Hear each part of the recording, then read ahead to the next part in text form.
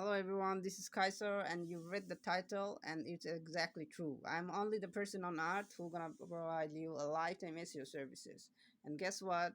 This offer will be expired after the January 31st in 2024. So if you purchase this offer, you will get one. And after January, on the full February, I will pick only 10 customers who will able to get these services. So if you're interested, if you want to get a lifetime SEO services, then you can have this.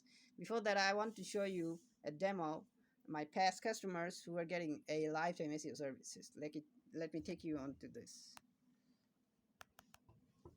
So you can see this is the starting. This is the recent one who purchased the lifetime SEO services, and he will get traffic. You can see some downtown because he's posting his blogs and different problems is coming up on the index page, and you can see 190 119 index is still pending. So many errors over here. Also, we can show you uh, this is another going on. This is not a bot traffic.